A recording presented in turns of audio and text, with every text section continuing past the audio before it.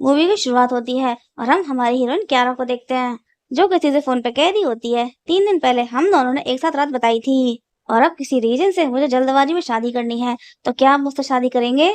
और सामने वाला व्यक्ति बिना किसी सवाल जवाब के तुरंत शादी के लिए तैयार हो जाता है। और क्यारा एक ज्वेलरी शॉप में काम करती है और 3 दिन पहले एक कस्टमर की ज्वेलरी देने के लिए बताए हुए एड्रेस पर होटल आती है। और जैसे ही दरवाजे पर नॉक करती है, गेट खुलता है और एक अनजान आदमी इसे पकड़ के अंदर खींच लेता है। और यही है हमारा हीरो, जिसका नाम है जिन लियो, जो कि बहुत ही रईस खानदान जिन परिवार का इकलौता बेटा है। और इसकी पैनी आंखें और खूबसूरती को देखकर एक बार को क्यारा भी कामुक हो जाती है और फिर इससे कहती है, आप ये क्या कर रहे हैं? और ये कहता है, मुझे किसी ने ड्रग दे दिया है, प्लीज मेरी हेल्प करो और इसके बदले में तुम जो चाहोगी मैं तुम्हें दूंगा। और क्यारा इससे कहती है, आप मुझे गलत समझ रहे हैं, मैं तो यहाँ सिर्फ जूली टेलर करने आई थी। और क्यारा के मना करने पर ये कहता है, मुझे औरतों के संग जबरदस्ती करना पसंद नहीं, तुम जा सकती हो। और जैसे ही क्यारा इसे छुटकी आने लगती है, जिल्लियों की तबीयत और भी ज्यादा खराब होने लगती है और ये देखकर क्यारा इसकी हेल्प करने लगती है। लेकिन अब ये क्यारा को पकड़ के बेड पर पटक लेता है और क्यारा होता है, अब तुम कहीं नहीं जा सकती। और फिर इसे फोर्सफुली किस करने लगता है और क्यारा ना तो ये सब कुछ करना चाह रही थी और ना ही इसे मना कर पा रही थी। और फिर ये दोनों इंटीमेट हो जाते हैं और इंटीमेट होने के बाद क्यारा इसकी ऊपर नाराज हो रही होती है और ये क्यारा को अपना फोन नंबर देता है और इससे कहता है, कल रात जो कुछ भी हुआ मुझे उसका अफसोस है, मैं इसकी जिम्मेदारी लेता हूँ। और जैसा कि मैंने कहा था, मेरी मदद के बदले में तुम जो चाहो मुझसे मांग सकती हो और मुझे सोच समझ के बता देना। और अब क्यारा को उसकी माँ का फोन आता है और कह रही होती है, इतनी देर होगी तुम अभी तक क्यों नहीं आई? और अब क्यारा अपने घर आती है और इसके संग जो कुछ भी हुआ है उसके बारे में अपने घर वालों को बताकर इन्हें परेशान नहीं करना चाहती। और इसकी माँ कहती है, हमें तुम्हारी चिंता हो रही थी, तुम इतनी देर कैसे हो गई? और ये बहाना बना देती है। और पापा कहते हैं, तुम बिल्कुल सही समय पे आई हो, तुम्हारी भाभी ने तुम्हारे लिए ब्लेंडेड का इंतजाम किया है। और इसकी भाभी कहती है, ये मेरा कजन ब्रदर है जो कि एक डॉक्टर है और सैलरी बहुत अच्छी है। और क्यारा मना करने लगती है और कह रही होती है, किसी और पर डिपेंड होने से अच्छा है अपने पैरों पर खड़े हो जाओ और मुझे भी शादी नहीं करनी। और इसकी भाभी कहती है, क्यों नहीं करनी? तुम जिंदगी भर तो अपने पेरेंट्स के घर में नहीं रह सकती और वैसे भी इस घर में 3 कमरे हैं और अब तुम्हारा भतीजा या भतीजी इस दुनिया में आने वाले हैं, तो फिर मैनेज कैसे होगा? और इनकी बात सुनकर क्यारा कहती है, तो इसका मतलब आप मुझसे छुटकारा पाना चाहती हैं? और माँ कहती है, तुम्हारी भाभी का वो मतलब नहीं था, वो तो बस तुम्हारे भले के लिए बोल रही है। और सबको पता है कॉलेज खत्म होते ही तुमने काम शुरू कर दिया था और तुम्हारी कमाई की वजह से ही हम ये घर खरीद पाए हैं और तुम्हारी भाई की शादी के दहेज भी तुम्हारे पैसों से दिया गया था। और फिर इसकी भाभी कहती है, मुझे तुम्हारी बहुत परवाह है और इस तरह के लड़कों के लिए लोग मुंह फाड़े बैठे रहते हैं, लेकिन तुम खुशनसीब हो जो मेरे कजन भाई को तुम पसंद हो। और पूरा परिवार मिलकर क्यारा के पीछे पड़ जाता है कि ब्लाइंडेड पर जाए और घर वालों के फोर्स करने की वजह से क्यारा ब्लाइंडेड पे आती है और इसके बगल में आकर एक बूढ़ा आदमी बैठ जाता है और क्यारा इसकी शक्ल फोटो वाले आदमी से मिलाने लगती है। और अब क्यारा को पता चलता है कि ये बूढ़ा ही इसकी भाभी का कजन है और इसे कहती है, लेकिन तुम फोटो में बिल्कुल अलग दिखते हो। और ये कहता है, हाँ मैं फोटो के मुकाबले ज्यादा हैंडसम हूँ और तुम मुझे पसंद हो और शादी के बाद बस तुम मुझे एक बेटा दे देना। और इसकी बातें सुनकर क्यारा को इससे घिना रही होती है और कह रही होती है, ये डॉक्टर है और सोच पता नहीं किस जमाने की है। और फिर इससे कहती है, एक डॉक्टर होने के नाते आप इतना तो जानते ही होंगे, लड़का लड़की होना इंसान के हाथ में नहीं है। और ये कहता है, चिंता मत करो, मेरे ज्योतिषी ने कहा है शादी के बाद मुझे 3 पुत्र होंगे। और इसकी बातें सुनकर और इसकी हरकतों को देख देख कर क्यारा को इससे घिना रही होती है। और फिर क्यारा से कहता है, चलो। और ये कहती, कहाँ चलो? और ये कहता है, मेरे सर्टिफिकेट लेने। और तभी क्यारा की नजर जिल्लियो पे जाती है और इसे पता चलता है कि जिल्लियो एक डॉक्टर है, वो भी इसी हॉस्पिटल में है। और ये फिर से क्यारा को चलने के लिए बोलता है, मेरे सर्टिफिकेट के लिए। और क्यारा कहती है, नहीं। और ये कहता है, लेकिन क्यों? और क्यारा कहती है, क्योंकि मेरे ज्योतिष ने कहा है मेरे नसीब में एक ही पुत्र नहीं है। और अब क्यारा को दर्द फील होता है और ये अपने पीछे देखती है जहाँ ब्लड स्पॉट होता है, लेकिन एक पीरियड ब्लड नहीं है। और यहाँ जिन लियो और इसके दोस्त की बातों से पता चलता है कि जिन लियो को उसके फैमिली बिजनेस में कोई भी इंटरेस्ट नहीं है और ये हॉस्पिटल भी जियांगचंग ग्रुप का है, यानी कि जिन फैमिली का। और तभी इसके दोस्त की नजर इसके गर्दन पर बेड पर जाती है और ये देखकर पूछने लगता है, कल रात क्या हुआ था? और जिन लियो को पिछली रात की याद आ जाती है जहाँ ये क्यारा से कह रहा होता है, ये तुम्हारा फर्स्ट टाइम था तो तुमने मुझे क्यों नहीं बताया? और क्यारा उठकर जाने लगती है, लेकिन ये फिर से क्यारा को पकड़ लेता है और एक बार और इसके साथ इंटीमेट होना चाहता है। और क्यारा इसके कंधे में कस्से काट लेती है और फिर इससे कहती है, तुमने मुझसे नहीं पूछा था। और ये कहता है, मैंने तुम्हें हर्ट किया है लेकिन अब की बार मैं जेंटल रहूंगा। और दोबारा से ये दोनों इंटीमेट हो जाते हैं और इसका दोस्त इससे बार बार पूछ रहा होता है, कौन थी वो? और जिल्लियों के चेहरे पर बहुत ही खूबसूरत मुस्कान होती है, जैसे इसे क्यारा से लपट फसेट हो गया हो। और अपने मन में कह रहा होता है, एक छोटा सा प्यारा सा खरगोश, और अब पता नहीं इस जिंदगी में उससे कभी दोबारा मुलाकात होगी या फिर नहीं। और तभी सामने से इसी जिंदगी में क्यारा गेट खुल के आ जाती है और ये दोनों एक दूसरे को देख के चौंक जाते हैं। और दूसरा डॉक्टर से पूछता है, तुम किस डॉक्टर को दिखाना चाहती हो? और जिनलियो इसे यहाँ से जाने के लिए बोल देता है। और जैसे ये बाहर आता है, इसे होश आता है कि ये तो इसी का ऑफिस है। और अब जिल्लियो एज ए डॉक्टर एसएस की प्रॉब्लम पूछता है और ये बता देती है क्या प्रॉब्लम है और कहती है मुझे दर्द भी हो रहा है। और जिल्लियो कहता है क्या ये सब कल रात के बाद से हो रहा है और ये कहती है हाँ। और अब जिल्ली उसका चेकअप कर रहा होता है और ये थोड़ी अनकंफर्टेबल हो रही थी और इसे घबराता देख जिल्लियो कहता है इस वक्त मैं एक डॉक्टर हूँ और अब इसे दवाइयाँ लिख कर देता है और कहता है बहुत ही ज्यादा तेज होने की वजह से तो ब्लीडिंग हो रही है और इसीलिए अब अगले एक हफ्ते तक ये सब कुछ नहीं करना। तो मैं मेरी बात समझ में आ गई ना और क्यारा कहती है हाँ और ये कहता है समझ में आ गया तो बताओ मैंने क्या बोला। और क्यारा कहती है अगले एक हफ्ते तक ऐसा कुछ नहीं करना है। और उसे चिढ़ाते हुए जिल्लियो कहता है मैंने इसके अलावा बहुत कुछ बोला है लेकिन तुम्हें बस यही याद है। और किसी आकर क्यारा दवाई का पर्चा लेकर ऐसे चली जाती है और जिल्लियो मुस्कुरा रहा होता है और क्यारा इस बात से परेशान है इसके कपड़ों पे खून लगा है तो अब ये बाहर कैसे जाए। तभी सामने से जिल्लियो की भेजी नर्स इसके लिए कपड़े लेके आ गई थी और क्यारा इन कपड़ों में बहुत ही ज्यादा खूबसूरत लग रही थी और नर्स इससे पूछ लेती है कि आपका और डॉक्टर जिल्लियो का रिश्ता क्या है। और क्यारा मना कर देती है हमारा कोई भी रिश्ता नहीं है। और अब नर्स इसके सामने जिल्लियो की तारीफों के फूल बांधने लगती है कि वो कितना ज्यादा होनहार शरीफ ब्रह्मचारी है। और इसकी बातें सुनकर क्यारा को पिछली रात की याद आ जाती है और कह रही होती है मुझे पता है कि वो कितना शरीफ ब्रह्मचारी है। और अब यहाँ पर ध्यान आता है और क्यारा इससे कहती है मुझे बता देना ड्रेस कितनी की है मैं तो पेमेंट कर दूंगी। और ये कहता है जरूरत नहीं है और फिर कहता है मैं तुम्हारे फोन का इंतजार कर रहा था आखिर तुमने ही मेरी जान बचाई थी। मैं तुम्हें कंपनसेट करना चाहता हूँ उसके बदले में तुम मुझसे पैसे मांग सकती हो। और उसकी तरफ बढ़ते हुए कहता है और अगर तुम्हें पैसे नहीं चाहिए तो उसके बदले में तुम कोई अधिकार भी मांग सकती हो। और इसकी बात तो सुनकर क्यारा कहती है अधिकार। और ये कहता है हाँ अगर तुम चाहो तो मैं तुमसे शादी कर सकता हूँ। और मन में क्यारा कहती है कि मुझसे शादी करना चाहता है लेकिन क्यारा ऐसे मना कर देती है। और फिर ये नोटी वे में कहता है अगर तुम्हारा मन हो तो इसके लिए भी तुम मुझे फोन कर सकती हो। लेकिन अब क्यारा इससे कुछ भी नहीं कहती और इसे खुद से दूर करके ऐसे चली जाती है। और अब अपने घर आती है जहाँ पर इसकी भाभी हनुमान बनकर इसका इंतजार कर रही थी। और क्यारा के आते ही इसके ऊपर चढ़ने लगती है मेरे भाई ने मुझे सब कुछ बता दिया है किस तरह से तुमने उसे तुरंत मना कर दिया।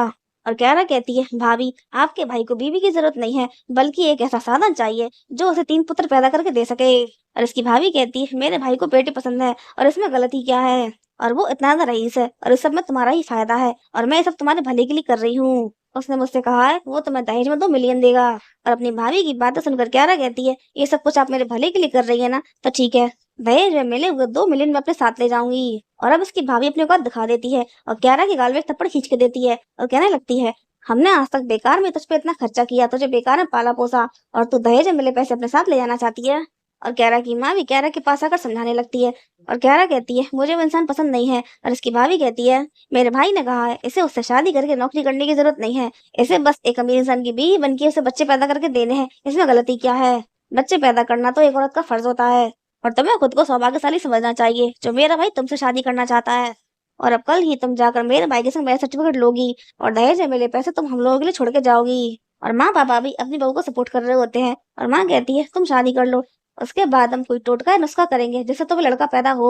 और पापा कहते हैं हम तुम्हारे पेरेंट्स हैं और जो कुछ कर रहे हैं तुम्हारी भलाई के लिए कर रहे हैं। और फिर इसकी भाभी इसका हाथ खींच के ले जाती है और इसे कमरे में बंद कर देती है और कह रही होती है अब तुम शादी के वक्त ही बाहर निकलोगी। और क्या इन लोगों से रो रो के बैक कर रही होती मुझे उससे शादी नहीं करनी।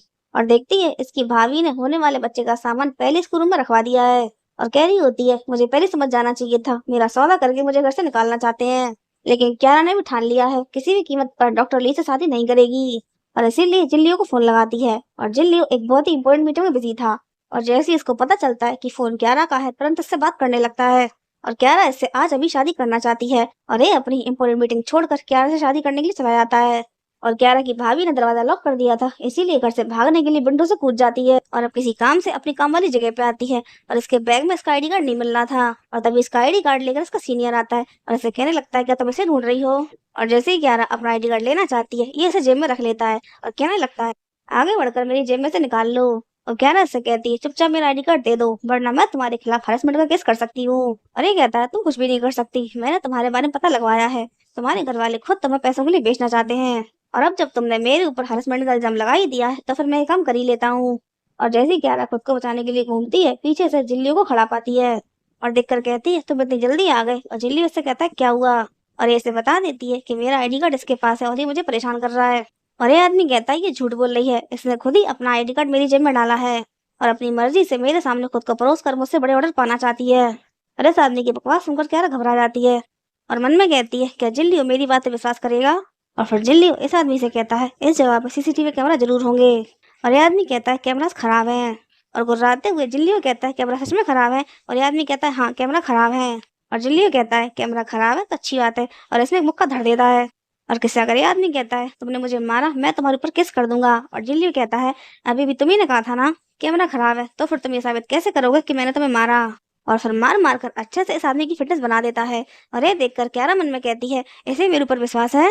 और फिर आगे बढ़ के जिल्लियो को रोकती है, इसे शांत करती है और अपना मुंह अच्छे से फुड़वा कर ये आदमी शांति से आईडी कार्ड दे देता है। और अब जिल्लियो उससे पूछता है तुमने मुझे उसे मारने क्यों नहीं दिया।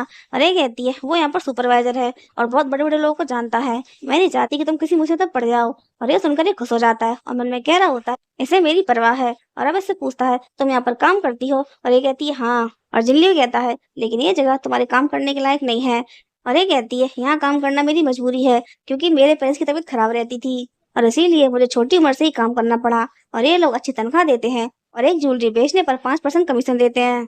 और इसकी बातें सुनकर जिल्लियो को इसके ऊपर बहुत दया आ रही होती है कि बचपन से ही क्यारा को कितना काम करना पड़ा, अपने पूरे परिवार का बोझ इसी के कंधों पर है। और अब क्यारा ऐसे कागज दिखाती है और ये कहता है ये क्या है। और ये कहती है ये हमारा मैरिज एग्रीमेंट है, मेरे घर वालों के पास तुम्हें दहेज देने के लिए नहीं है, इसीलिए मैं भी तुमसे दहेज नहीं लूंगी। दूसरा मेरे पास कोई बचत भी नहीं है, इसीलिए शादी के बाद मैं तुमसे पैसे नहीं लूंगी, अपना खर्चा खुद उठाऊंगी। और मेरे पास रहने के लिए घर नहीं है, तो क्या मैं तुम्हारे साथ रह सकती हूँ। और जिल्लियो इसकी सारी बातें बहुत शांति से सुन रहा होता है और फिर एक ही बात कहता है चलो चल के शादी कर लेते हैं। और अब ये दोनों अपना मैरिज सर्टिफिकेट ले लेते हैं। और मैरिज सर्टिफिकेट लेने के बाद जिल्लियो वैसे अपने घर का एड्रेस देता है और ऐसे कहता है अभी मुझे अपने काम पे वापस जाना होगा, तुम घर जाओ, मैं रात को तुमसे वहीं मिलूंगा। और काम खत्म हो जाने के बाद चिल मारने के लिए इसका दोस्त इसे क्लब में चलने के लिए बोलता है, लेकिन ये मना कर देता है, ये कहकर मुझे घर जल्दी जाना है। और चिल्लाते हुए ये कहता है अगर तुम्हें घर जाने की जल्दी क्यों है। और फिर इसके बाकी कलीग इससे कहने लगते हैं अब वो मैरिड है और दोस्तों के लिए उसके पास टाइम नहीं। और ये कहता है ऐसा हो ही नहीं सकता, हम दोनों साथ साथ बड़े हुए हैं, मैं उसे अच्छी तरह से जानता हूँ, वो कभी भी एक लड़की के लिए अपने दोस्तों को नहीं भूल सकता। और जिल्लियो बहुत ज्यादा खुश होकर अपनी नई बीवी से मिलने के लिए घर आता है, लेकिन क्यारा यहाँ पर नहीं है। और मेड कहती है आपने कहा था कि मैडम आने वाली हैं, मैंने पूरे दिन वेट किया कोई भी नहीं आया। और अब परेशान होकर क्यारा को मैसेज करता है, पूछता है कि तुम कहाँ हो। और क्यारा अपनी काम की जगह पर होती है और इसे रिप्लाई करती है मैं तुम्हें बताना भूल गई, मैं ओवर टाइम कर रही हूँ, ओवर टाइम करने के अच्छे पैसे मिलते हैं। और जिल्लियो कहता है तुम्हें इतनी मेहनत करने की जरूरत नहीं है। और क्यारा कहती है हमारे भविष्य को बेहतर बनाने के लिए मुझे तुम्हारे साथ मिलकर मेहनत करनी होगी। और जिल्लियो बहुत ही उदास हो जाता है और मन में कह रहा होता है मैं तुम्हें अपने बारे में कैसे बताऊं। और क्यारा के मैसेज देखकर इसकी दोस्त कहती है तुमने शादी कर ली। और ये कहती है हाँ। और फिर इसकी दोस्त इससे पूछने लगती है वो कौन है, क्या करता है और कहाँ पर रहता है। और ये कहती है वो डॉक्टर है और जी गार्डन में रहता है। और जी गार्डन का नाम सुनकर इसकी दोस्त कहती है ये तो वही जगह है जहाँ पर बहुत ही पैसे वाले लोग रहते हैं और वहाँ पे एक एक घर की कीमत कम से कम 100 मिलियन है। और अपनी दोस्त के मुंह से ये बात सुनकर क्यारा चौंक जाती है और फिर जिल्लियो को फोन लगाती है और इससे पूछती है आखिर तुम हो कौन। और जिल्लियो कहता है मैं एक डॉक्टर हूँ। और फिर क्यारा के मन में आता है कि वो इलाका जियांगचैंग ग्रुप का है और जिनलियो भी जियांगचैंग ग्रुप के हॉस्पिटल में ही डॉक्टर है, शायद इसीलिए उन्हीं लोगों ने उसे वो घर रहने के लिए दिया होगा। और फिर इस बात के बारे में ज्यादा नहीं सोचती। और अब रात में क्यारा घर पर आकर जिल्लियो के साथ एक ही बेड में लेटे आती है और जिल्लियो बहुत ही बेसब्र होकर इसका इंतजार कर रहा था और खुद पर कंट्रोल नहीं रख पाता। और क्यारा से कहती है आखिर तुम चाहते क्या हो। और ये कहता है ऑफ कोर्स मैं तुम्हें चाहता हूँ। और फिर क्यारा को किस करने लगता है और इन दोनों घरों में शुरू हो जाता है। और अब जिल्लियो की आंख खुलती है और ये बिस्तर में अकेला था क्योंकि ये सपना देख रहा था और क्यारा अभी तक घर नहीं आई थी। और फिर अपने रूम से बाहर आकर दिखता है कि इसके पेरेंट्स आए हुए हैं और इनसे कहने लगता है आप लोग यहाँ पर क्यों आए हैं। और ये लोग कहते हैं तुम्हें बिजनेस संभालने में कोई भी इंटरेस्ट नहीं था, तुम डॉक्टर बनना चाहते थे और हमने तुम्हें सपोर्ट किया, लेकिन क्या अब तुम शादी भी नहीं करोगे और हमें हमारी बहू का चेहरा नहीं दिखाओगे। और इन लोगों की बातें सुनकर जिल्लियो जाने लगता है और ये लोग कहते हैं तुम कहाँ जा रहे हो। और जिल्लियो कहता है आपने कहा था ना कि आपको बहू का चेहरा देखना है, तो मैं उसी को लेने जा रहा हूँ। और जिल्लियो की बात सुनकर पेरेंट्स बहुत खुश हो जाते हैं और फिर जावली से पूछने लगते हैं क्या हमारे बेटे की कोई गर्लफ्रेंड है और वो बहुत ही रईस खानदान से है। और इन लोगों की बातें सुनकर जावली मन में कहता है मैं उसे नहीं जानता कि वो कौन है, कैसी है, लेकिन मुझे नहीं लगता कि वो किसी रईस खानदान से है। और मुसीबत से बचने के लिए इन लोगों से कह देता है थोड़ी देर में आप लोगों से खुद देख लेंगे।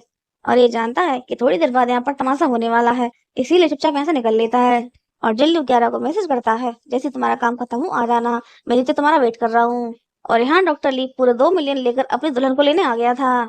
और इतने सारे पैसे देख देख कर क्यारा की भाभी की आंखें बाहर आ रही होती हैं और क्यारा के पेरेंट्स डॉक्टर ली से कह रहे होते हैं बहुत ही छोटी उम्र से ही हमारी बेटी के कंधों पर परिवार की पूरी जिम्मेदारी आ गई थी और इसीलिए उसने बहुत ही कम उम्र में नौकरी करना शुरू कर दिया था, अब से तुम उसका अच्छे से ख्याल रखना। और डॉक्टर ली को जल्दी से क्यारा से शादी करके अपने पुत्रों को पैदा करने की जल्दी है। और क्यारा की भाभी बहुत ही खुश होकर क्यारा को रूम में लेने आती है, लेकिन देखती है क्यारा भाग चुकी है। और फिर बाहर आकर ये बात सबको बताती है और डॉक्टर ली को इतना गुस्सा आता है कि बिना सोचे समझे क्यारा की भाई पे हाथ उठा देता है। और क्यारा का फादर कुछ कहता है तो उनके ऊपर भी हाथ उठा देता है। और फिर क्यारा की माँ कहती है, तुम किस तरह के इंसान हो जो एक बुजुर्ग और गर्भवती महिला के ऊपर हाथ उठा रहे हो। और फिर डॉक्टर ली गुस्से में अपना सारा दहेज वापस लेके चला जाता है। और थप्पड़ खाने के बाद भी क्यारा की भाभी को सिर्फ पैसों की चिंता थी। और माँ अपनी बेटी के लिए परेशान हो रही होती है, आखिर वो कहाँ चली गई। और अब क्यारा की दोस्त जिल्लियों को देखती है और क्यारा से कह रही होती है, ये तो सच में बहुत ज्यादा हैंडसम है। और अब क्यारा जिल्लियों से कह रही होती है, थैंक यू सो मच, लेकिन तुम्हें रोज रोज मुझे लेने आने की जरूरत नहीं है। और अब जिल्लियो सीट बेल्ट को बांधने में उसकी हेल्प कर रहा होता है और गलती से दोनों का किस हो जाता है। और जिल्लियो उससे कहता है, मैंने जानबूझकर नहीं किया। और फिर क्यारा कार की सीट को एडजस्ट करने लगती है, लेकिन सीट पीछे आने की जगह आगे आ जाती है और फिर से इन दोनों का किस हो जाता है। और क्यारा कहती है, मैंने जानबूझकर नहीं किया। और अब जिल्लियो से कहता है, मेरे पेरेंट्स तुमसे मिलना चाहते हैं। और क्यारा कहती है, अभी इसी वक्त। और जिल्लियो कहता है, हाँ। और फिर क्यारा मन में कहती है, भले ही अभी हम एक दूसरे को अच्छे से नहीं जानते, लेकिन हमारी शादी तो हो गई है, तो पेरेंट्स से भी मिल लेना चाहिए। और ये जिल्लियो के पेरेंट्स से पहली बार मिलने जा रही है, इसीलिए उनके लिए गिफ्ट लेना चाहती है। और जैसे ही गिफ्ट्स को लेने के लिए स्टोर में आती है, डॉक्टर ली इसको पकड़ लेता है और कहने लगता है, तुम कहाँ चली गई थी, चलो अब हम जल्दी से मैरिज सर्टिफिकेट ले लेते हैं और अपने लड़कों को जन्म देंगे। लेकिन क्यारा को उससे घिना रही होती है और ऐसा कहती है, मुझे तुमसे शादी नहीं करनी, मुझे छोड़ दो। और ये कहता है, तुम्हें पता है कितनी लड़कियां मुझसे शादी करना चाहती हैं, लेकिन तुम किस्मत वाली हो जो मैं तुमसे शादी करना चाहता हूँ। और क्यारा कहती है, अगर ऐसा है तो जाओ किसी और को ढूंढ लो। और खुद को इसे छुड़ाने के चक्कर में क्यारा के यहाँ से फूलदान टूट जाता है। और ये देखकर शॉपकीपर कहने लगती है, इस फूलदान की कीमत 1 मिलियन है, जिसे ऑक्शन में खरीदा गया था। और क्यारा से मुआवजा मांग रही होती है और अगर क्यारा मुआवजा नहीं देगी तो ये पुलिस को बुला लेगी। और क्यारा परेशान हो रही थी क्योंकि क्यारा के पास इतने पैसे नहीं थे। लेकिन डॉक्टर ली बहुत ही ज्यादा खुश हो जाता है ये सोचकर कि अब पैसों के लिए क्यारा से शादी कर लेगी। लेकिन क्यारा पैसों के लिए जिल्लियो को फोन लगाती है और जिल्लियो उसकी पूरी बात सुने बिना फोन काट देता है। और क्यारा को लगता है कि पैसों की बात सुनकर वो डर गया है, इसीलिए पूरी बात सुने बिना फोन कट कर दिया, लेकिन मैं उसे पैसे वापस कर देती। और तभी क्यारा देखती है कि क्यारा के फोन में पूरा 1 मिलियन आ चुका है, जो कि जिल्लियो ने ट्रांसफर किया है। और डॉक्टर ली से कह रहा होता है, मुझे पता तुम्हारे पास पैसे नहीं है और तुम्हारे बदले में पैसे दे सकता हूँ, बस तुम मुझसे शादी करने के लिए हाँ कर दो। और क्यारा कहती है, उसकी जरूरत नहीं है, मेरे पास पैसे हैं। और फिर ये क्यारा का फोन छुड़ा के पैसे देखने लगता है और देखकर उसकी आंखें बाहर आती हैं कि आखिर तुम्हारे पास इतने पैसे कैसे हो सकते हैं। और फिर क्यारा सबकी ओर से कहती है, यहाँ पर जो भी नुकसान हुआ है उसकी जिम्मेदार अकेली मैं नहीं हूँ, इसीलिए मैं सिर्फ आधे पैसे दूंगी और आधे पैसे ये देगा। और अब चाहो तो पुलिस को भी बुला सकते हो। और शॉपकीपर क्यारा की बात पे एग्री हो जाती है और फिर आधे पैसे देकर जाते हुए ऐसे यही बता देती है, मेरा पीछा मत करना, मेरी शादी हो चुकी है। और अब जल्दी से ये यहाँ से भागना चाहता है, लेकिन शॉपकीपर उसको पकड़ लेती है और इसे आधे पैसे देने पड़ते हैं। और अपनी बेटी को ढूंढते हुए ये लोग भी यहाँ पर आ गए थे। डॉक्टर ली कहता है, आप लोगों की बेटी पहले से ही शादीशुदा है। और ये सुनकर क्यारा की भाभी दुखी हो जाती है कि अब ऐसे दहेज के पैसे कैसे मिलेंगे। और क्यारा की माँ कहती है, तुम्हें अभी पैसों की पड़ी है, मेरी बेटी ने सालों से काम करके घर को संभाला है और वो कभी किसी के संपर्क में नहीं रही, उसका कोई बॉयफ्रेंड नहीं था, लेकिन आज उसने ना जाने किससे शादी कर ली। और पापा भी इसे दोषी ठहराते हैं, ये सब तुम्हारी गलती है। और माँ क्यारा के लिए बहुत ज्यादा पैनिक हो रही थी क्योंकि उसका फोन भी नहीं लग रहा था। और अब क्यारा जिल्लियो को बताती है, मैंने पेरेंट्स के लिए कुछ गिफ्ट खरीदे हैं और मैं तुम्हें तुम्हारे सारे पैसे जल्दी वापस कर दूंगी। और जिल्लियो कहता है, उसकी जरूरत नहीं है क्योंकि हम पति पत्नी हैं। और इसे कार्ड दे रहा होता है, लेकिन क्यारा नहीं ले रही होती और इसे कह रही होती है, मैंने शादी से पहले ही कह दिया था, मुझे आपसे दहेज नहीं चाहिए और न ही शादी के बाद मैं आप सबकी तनख्वाह लूंगी। और जिल्लियो कहता है, लेकिन मैंने कभी भी तुम्हारी हाँ में हाँ नहीं मिलाई और मैंने कभी नहीं कहा कि मैं तुम्हें दहेज या तनख्वाह नहीं दूंगा। और पति का पैसा पत्नी के खर्च करने के लिए होता है। और अब जिल्लियो क्यारा को अपने घर लेके आता है और इस जगह को देखकर क्यारा की आंखें बाहर आ जाती हैं, ये कितनी बड़ी और सुंदर जगह है। और तभी जिल्लियो को किसी का फोन आ जाता है और क्यारा चौकीदार से पूछने लगती है कि आखिर इस घर का असली मालिक कौन है। और चौकीदार कहता है, वही है जिसके साथ आप आई है, ये घर और ये पूरा इलाका इन्हीं का है, क्या ये बात इन्होंने आपको नहीं बताई। और क्यारा कहती है, लेकिन ये तो एक डॉक्टर है। और चौकीदार कहता है, हाँ ये डॉक्टर है और साथ ही साथ जिन खानदान और जियांगचेंग एम्पायर के इकलौते वारिस। और चौकीदार के मुंह से जिल्लियो की सच्चाई जानकर क्यारा के होश उड़ जाते हैं कि जल्दबाजी में इसने जिससे शादी की है वो असल में है कौन। और क्यारा के उड़ते हुए कबूतर देखकर जिल्लियो इससे पूछता है, क्या हुआ। और ये कहती, कुछ नहीं, मुझे कुछ याद आ गया, इसीलिए अभी मुझे जाना होगा। लेकिन जिल्लियो उसको पकड़ लेता है और ये कहती है, क्या मैं नहीं जा सकती। और जिल्लियो कहता है, बिल्कुल भी नहीं, अभी तुम्हें मेरे पेरेंट्स से मिलना है। और अब क्यारा जिल्लियो के पेरेंट्स से मिलती है और क्यारा से मिलकर जिल्लियो के पेरेंट्स इससे इसके बैकग्राउंड के बारे में पूछने लगते हैं और कह रहे होते हैं, तुम पैसे वाले खानदान से हो, लेकिन हमने कभी भी जी फैमिली के बारे में नहीं सुना, तुम्हारे फादर का किस चीज का बिजनेस है। और जिल्लियो कुछ बोलता, क्यारा इसकी बात को बीच में काट देती है और कहने लगती है, मैं खुद बात करूंगी। और मन में कहती है, भले ही मेरे पेरेंट्स मुझसे उतना प्यार नहीं करते जितना उन्हें करना चाहिए, लेकिन मुझे अपनी गरीबी पर जरा भी शर्मिंदगी नहीं है। और फिर जिल्लियो के पेरेंट्स को अपनी पूरी सच्चाई बता देती है कि मेरे पेरेंट्स गांव में कारपेंटर थे और साथ में खेतीबाड़ी का काम किया करते थे, और उनकी तबीयत खराब होने की वजह से किस तरह से फैमिली का भार इसके ऊपर आ गया और इसने अभी तक क्या क्या किया है। और पढ़ाई लिखाई भी बहुत ही मामूली स्कूल और कॉलेज से हुई है। और क्यारा की सच्चाई के बारे में सुनकर जिल्लियो के पेरेंट्स का मुंह बन जाता है और फिर जिल्लियो को साइड में बात करने के लिए बुलाते हैं। और इसका फादर इससे कहता है, आखिर तुम ये किसे उठाकर ले आए हो। और जिल्लियो कहता है, आप दोनों को हमेशा से अपनी बहू चाहिए थी और अब मैं बहू ले आया हूँ तो अब भी आप खुश नहीं हैं। और माँ कहती है, लेकिन हमें इस तरह के बैकग्राउंड की बहू नहीं चाहिए थी। और जिल्लियो कहता है, लेकिन मुझे कोई प्रॉब्लम नहीं है। और फादर कहते हैं, वो हम दोनों को ही पसंद नहीं है और इस तरह की लड़की को तो हम कभी अपने दरवाजे पर भी अलाउ नहीं करते, तो इसे जल्दी से जल्दी यहाँ से निकाल दो। और जिल्लियो कहता है, वो मेरी पत्नी है, मुझे पसंद है, उसे मैं घर से नहीं निकाल सकता, लेकिन मैं किसी और को घर से निकाल सकता हूँ। और पेरेंट्स कंफ्यूज हो जाते हैं, और तुम कैसे निकालोगे। और जिल्लियो अपने पेरेंट्स को ही घर से निकाल देता है और इनसे साफ साफ कह देता है, ये मेरा घर है, मेरी पत्नी, मेरी मर्जी, आप लोग जा सकते हैं। और फादर चिढ़कर जिल्लियो को गाली दे रहे होते हैं। और अब जिल्लियो से कहता है, मेरी पेरेंट्स की बातों को दिल से मत लगाना। और ये कहती है, जब मैं तुमसे मिली थी, तुमसे शादी की, तो मुझे नहीं पता था कि तुम इतने धनी परिवार से हो और तुम्हारे पेरेंट्स तुमसे बहुत ज्यादा प्यार करते हैं और ये तुम्हारी चिंता है, और वो ठीक ही बोल रहे हैं। और मुझे लगता है, और इससे पहले क्यारा अपनी बात पूरी करती, क्यारा को उसकी दोस्त का फोन आ जाता है और इसे अभी अर्जेंट में अपने काम पर वापस जाना होगा। और जिल्लियो से कहता है, अपनी बात पूरी करके जाओ। और क्यारा कहती है, मैं भी जल्दी में हूँ, बाद में बात करेंगे। और जिल्लियो बहुत ज्यादा परेशान होता है, बार बार क्यारा को मैसेज कर रहा होता है, लेकिन क्यारा रिप्लाई नहीं दे रही थी। और उसका दोस्त उससे आकर कहता है, अगर तुम कहाँ बिजी हो, तुम्हारा मन काम में भी नहीं लग रहा। और फिर एक्साइटेड होकर पूछता है, क्या कल भाभी और अंकल आंटी के बीच झगड़ा हुआ। और जिल्लियो उससे कहता है, तुम कुछ ज्यादा ही सोच रहे हो। और फिर देखता है कि नर्स के हाथ से स्ट्रेचर छूट गया है, जो कि एक बच्चे पर टकराने वाला है। और फिर बच्चे को बचाते हुए जिल्लियो को चोट लग जाती है और इसके हाथ से खून निकल रहा था। और इससे पहले इसका दोस्त इसकी पट्टी करता, जिल्लियो अपनी चोट की फोटो खींचकर क्यारा को भेज देता है, लेकिन क्यारा ने ना तो फोटो देखा था और ना ही रिप्लाई किया था। और ये खिस्सा जाता है, क्या तुम इतनी बिजी हो कि फोन का मैसेज देखने का भी टाइम नहीं। और फिर सोचने लगता है, कहीं ऐसा तो नहीं घर पर जो कुछ भी हुआ और मेरी सच्चाई जानने के बाद तुम मुझे डिवोर्स देना चाहती हो। और अब अपने घर आता है और घर के बाहर क्यारा को बैठा देखता है और क्यारा उससे कहती है, मैं 2 घंटे से यहाँ बैठकर तुम्हारा इंतजार कर रही हूँ। और ये कहता है, तुमने फोन क्यों नहीं किया। और ये कहती है, मेरा फोन डेड हो गया था। और अब जिल्लियो बेचैन होकर आगे बढ़ के क्यारा को किस करने लगता है और क्यारा से कहती है, तुम्हें क्या कर रहे हो। और ये कहता है, तुम जो बात अधूरी छोड़ गई थी उसे पूरा करो। और ये कहती है, मैं बहुत ही मामूली परिवार से हूँ, इस वजह से तुम्हारे पेरेंट्स मुझे पसंद नहीं करते, तो इसमें कोई बड़ी बात नहीं है, वो अपनी जगह बिल्कुल सही है और इसीलिए मैंने उनकी कही हुई बातों को दिल पे नहीं लिया। और क्यारा की बातें सुनकर जिल्लियो कहता है, मुझे तो लगा था कि तुम मुझे डिवोर्स देने वाली हो। और क्यारा कहती है, तुम इतने पैसे वाले परिवार से हो और मुझे तलाक नहीं देना चाहते, तो फिर मैं तुम्हें तलाक क्यों दूंगी। हमने शादी की है तो अपनी शादी को निभाने की पूरी कोशिश करेंगे। और जिंदगी में समस्याएं तो आती हैं, लेकिन समस्या से भागने की बजाय उसका समाधान निकालना चाहिए। और मैं पूरी पूरी कोशिश करूंगी तुम्हारे पेरेंट्स को इम्प्रेस करने की, कि वो मुझे एक्सेप्ट कर ले। और इसकी बात सुनकर जिल्लियो कहता है, हाँ, हम मिलकर अपने जीवन को खूबसूरत बनाएंगे।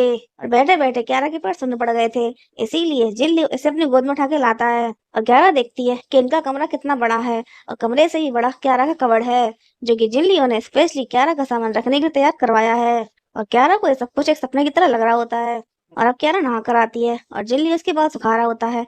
और बाल सुखाने के बाद कहता है, चलो अब सोने का टाइम हो गया है। और अब क्यारा को होश आता है और कह रही होती है, मैं तो भूल ही गई थी कि शादी के बाद एक ही बेड में सोना होता है। और जल्दी से यहाँ से जाने लगती है, लेकिन जिल्ली उसको पकड़ लेता है और क्यारा ऐसे खुद से दूर कर रही होती है। और ये कहता है, मैं कौन हूँ। और क्यारा कहती है, तुम डॉक्टर हो। और ये कहता है, मैं तुम्हारा कौन हूँ। और क्यारा कहती है, तुम मेरे पति हो। और जिल्ली कहता है, मैं तुम्हारा पति हूँ ना, तो फिर तुम मुझे खुद से दूर नहीं कर सकती। और कल रात जिल्ली ने जिस चीज का सपना देखा था, फाइनली अब वो हो रहा था। और क्यारा देखती है कि जिल्लू के हाथ पर चोट लगी है और उससे पूछने लगती है कैसे लगी। और ये कहता है, हॉस्पिटल में लगी थी और मैंने तो फोटो भी सेंड किया था। और क्यारा कहती है, मेरा फोन डेड हो गया था।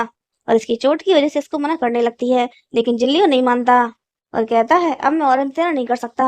और यहाँ जाओली अपने दोस्त का इंतजार कर रहा होता है और इसके बाकी दोस्त से कह रहे होते हैं वो नहीं आएगा, वो अपनी बीवी के साथ होगा। और ये कहता है, ऐसा नहीं हो सकता, उसने मुझे प्रॉमिस किया है वो जरूर आएगा, लड़की के लिए हमारी सालों पुरानी दोस्ती को नहीं भूलेगा।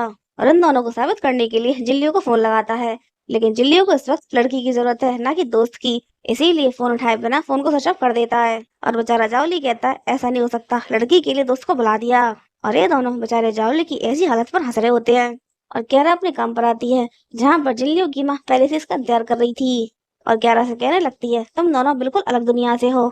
और जिल्लियो को छोड़ने के लिए क्यारा को ढेर सारे पैसे ऑफर करने लगती हैं, यहाँ तक कि 100 मिलियन भी देने को तैयार है।